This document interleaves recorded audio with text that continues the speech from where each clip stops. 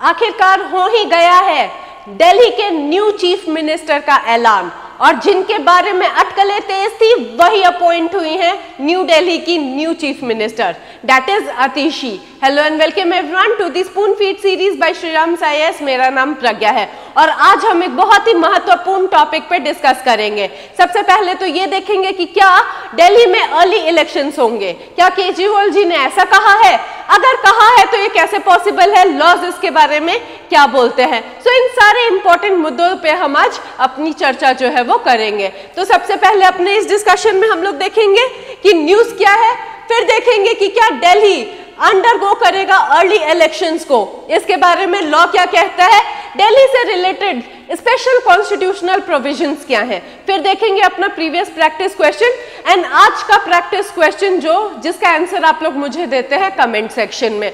ये टॉपिक जो है वो GS2 पर्सपेक्टिव से बहुत ज्यादा इंपॉर्टेंट है। क्यों? क्योंकि इसमें कॉन्स्टिट्यूशन के डायरेक्ट प्रोविजंस जो है वो इन्वॉल्व रहेंगे। तो इससे पहले मैं अपना डिस्कशन आगे बढ़ाऊं, वीडियो को लाइक करिए, सब्सक्राइब करिए, शेयर करिए, कमेंट सेक्शन में इंगेज करिए। और चलिए बढ़ाते हैं आज का अपना डिस्कशन आगे। देखिए अरविंद केजरीवाल ने ऑल्दो साफ शब्दों में नहीं बट हाँ ऐसा कहा है कि असेंबली इलेक्शन को हम लोग महाराष्ट्र के इलेक्शन के साथ मतलब कोइंसाइड कर देते हैं, प्रीपोन कर देते हैं। ठीक है, महाराष्ट्र में नवंबर 26 से पहले न्यू हाउस जो है वो इलेक्ट हो जानी चाहिए और ऐसा इन्होंने कहा है। देखिए सुप्रीम कोर्ट से अरविंद केजरीवाल जी को बेल मिल गई एक्साइज पॉलिसी केस में, फिर वो बाहर आए, उन्होंने आप वगैरह से कहा कि अब मैं अग्नि परीक्षा दूंगा और अपनी इनोसेंस साबित करूंगा। तो बेसिकली आज वो चीफ मिनिस्टर के पोस्ट से रिजाइन करने वाले थे। क्यों करने वाले थे? ताकि वो इनोसेंस प्रूव करके फिर से चीफ मिनिस्टर बने, लोगों का मत लेकर बने। तो ये पूरा इंटेंट था चीफ मिनिस्टर के पोस्ट से रिजाइन करने का। और इस पे काफी ज्यादा कंट्रोवर्सी भी हो रही थी कि कैसे जेल से सरकार चल रही है, क्या हो रहा है, ये सब काफी बार न्यूज में आता रहा था। तो बेसिकली अब केजरीवाल जी चाहते हैं कि महाराष्ट्र के इलेक्शन के साथ दिल्ली इलेक्शंस को कोइंसाइड कर दिया जाए। हालांकि दिल्ली असेंबली का जो टर्म है वो फरवरी 23, 2025 में एंड होने वाला है। तो बेसिकली हाँ ये अटकलें लगाई जा रही है कि केजरीवाल जी ऐसा चाहते हैं कि दिल्ली में अर्ली इलेक्शंस जो है वो हो सके।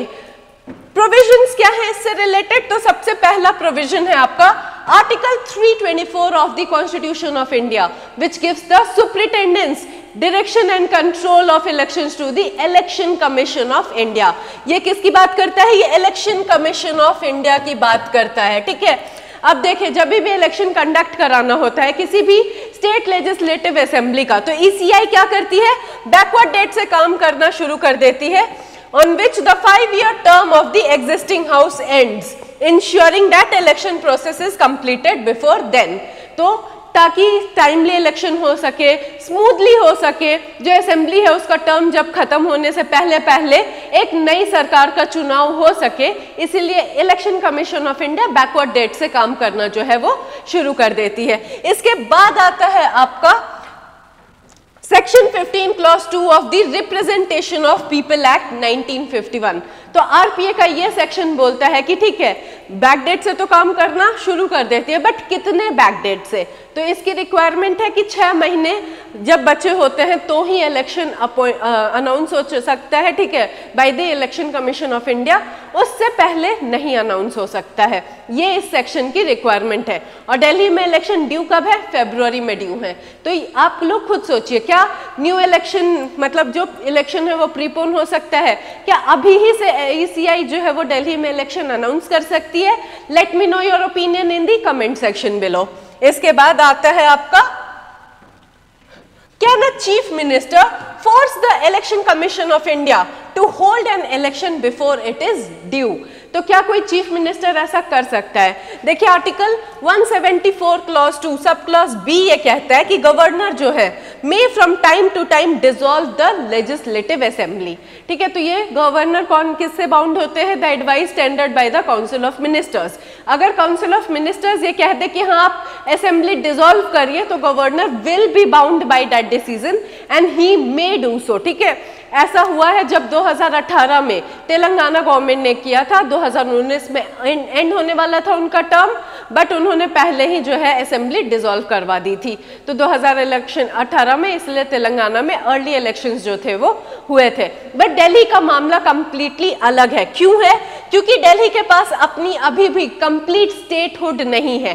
Delhi is a union territory, ठीक है, Delhi is not a state. बहुत बच्चे इस बात पे कंफ्यूज हो जाते हैं कि क्या दिल्ली स्टेट है। नहीं, Delhi is a union territory और इसके पास अपनी स्टेट लेजिस्लेटिव असेंबली है। So basically it holds a very unique position.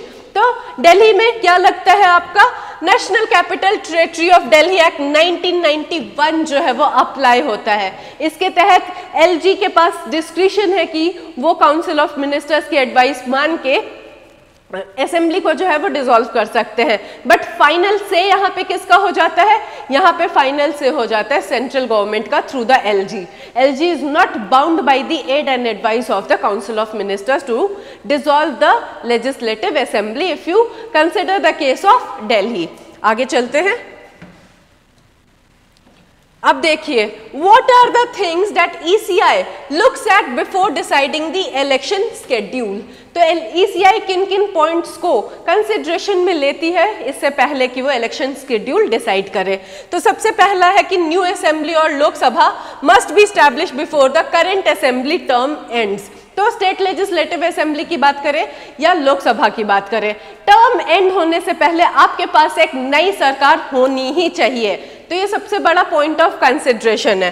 फिर this requires completing the election process including issuing certificates to winners and finishing all related formalities by the end date. और इसी कारण 6 महीने का time दिया जाता है कि चलो ECI के पास भी मैन पावर इकट्ठा करने के लिए, EVM को प्रोक्योर करने के लिए और सर्वे करने के लिए टाइम रहे, ठीक है। तो बेसिकली इसी सब प्रोसीजर में टाइम लगता है, जहां वो EVM को प्रोक्योर करती है, ठीक है, weather, security forces, availability, festival officer training, ये सारी चीजों को ध्यान में रखती है, तभी वो बैक डेट से जो है वो अपना काम स्टार्ट करती है। फिर क्या करती है? वो सर्वे करती है, पब्लिक ओपिनियन लेती है, पुलिस ओपिनियन लेती है, ये फैक्टर भी कंसिडर करती है कि क्या बहुत सारे स्टेट के इलेक्शन को हम लोग कोइंसाइड कर सकते हैं ताकि हमारा काम आसान हो। And this is the major debate around one nation one election as well, कि साइमल्टेनियस कराइए ना। ये बार बार इलेक्शन कमीशन ऑफ इंडिया जो इतनी परेशान होती है, उस परेशानी से भी बचेंगे। और बहुत सारे एडवांटेजेस थे जो इससे पहले हम लोग अपने प्रीवियस सेशन में डिस्कस कर चुके हैं। तो यही है the main contention behind one nation one election as well. इसके बाद क्या होता है? देखिए, हम लोग देखते हैं कि हाँ, जब ECI फुल्ली प्रिपेयर हो जाती है, इलेक्शन के डेट आ जाते हैं और पोलिंग हो जाती है। तो अभी इलेक्शन कहाँ, ECI कहाँ बिजी है? जम्मू एंड कश्मीर के इलेक्शन में, जहां 18 सितंबर यानी कल पहला फेज स्टार्ट होने वाला है असेंबली इलेक्शन का, ठीक है। वहां पे भी रीऑर्गेनाइजेशन एक्ट से ये कहा गया था कि it will also have a state legislative assembly. फिर इसके बाद हरियाणा है इसके बाद महाराष्ट्र है, आपका झारखंड है, ठीक है। तो बेसिकली न्यू इलेक्टोरल रोल की जो रिक्वायरमेंट है वो 6 जनवरी 2025 में पब्लिश होगी for conducting the elections of Delhi etcetera. तो ECI अभी कहीं और बिजी है। अब हम लोग डिस्कस करते हैं कि दिल्ली के पास क्या स्पेशल स्टेटस है, ठीक है, why Delhi is so special.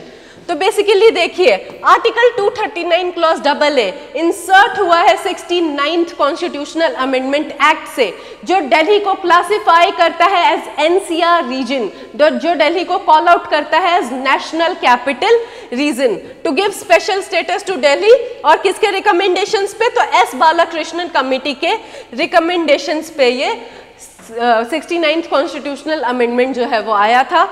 इस कमीशन को क्यों सेट किया गया था? To have the full statehood demand by Delhi. तो दिल्ली काफी दिन से फुल स्टेटहुड की डिमांड कर रही है, बट नहीं, Delhi is still a union territory with a special state legislative assembly. कौन सा आर्टिकल बोलता है? आर्टिकल 239 क्लॉज AA मैंडेट करता है कि दिल्ली में LG भी होंगे और स्टेट लेजिस्लेटिव असेंबली भी होगी। The legislative assembly shall have the power to make laws for the whole or any part of the NCT with respect to any of the matters in the state list or concurrent list, insofar as any such matter is applicable to union territories except on the subjects of police, public order and land. These subjects are exclusively reserved for the central government. ठीक है, तो इन subjects पे छोड़ के दिल्ली जो है वो बाकी सारे सब्जेक्ट्स पे लॉ बना सकती है, दिल्ली गवर्नमेंट जो है, ठीक है, जो स्टेट लिस्ट और कंकरेंट लिस्ट में मेंशन है। जो यूनियन टेरिटरी के गवर्निंग प्रिंसिपल्स हैं आर्टिकल 239 के, वो अप्लाई होते हैं दिल्ली पे भी। स्पेशल प्रोविजन कौन सा है? 239 क्लॉज AA। 239 क्लॉज A भी बात करता है प्रेसिडेंशियल रूल कब लग सकता है दिल्ली में। तो ये सारी इंपॉर्टेंट प्रोविजंस हैं। इस पे बहुत ज़्यादा कंट्रोवर्सी भी हुई थी जब सर्विसेज का कंट्रोल हुआ था, ठीक है। ये बहस हो रही थी कि who has the control of services in Delhi, क्या सेंट्रल गवर्नमेंट के पास है, क्या दिल्ली गवर्नमेंट के पास है, ठीक है। LG और दिल्ली गवर्नमेंट में भी काफ़ी ज़्यादा टसल हमें देखने के लिए मिलता है। बट LG के पास क्या पावर है कि अगर उन्हें लगता है कि काउंसिल ऑफ मिनिस्टर्स की एडवाइस प्रेसिडेंट का कंसिडरेशन रिक्वायर करती है तो वो उस एडवाइस को प्रेसिडेंट के कंसिडरेशन के लिए रिजर्व कर सकते हैं।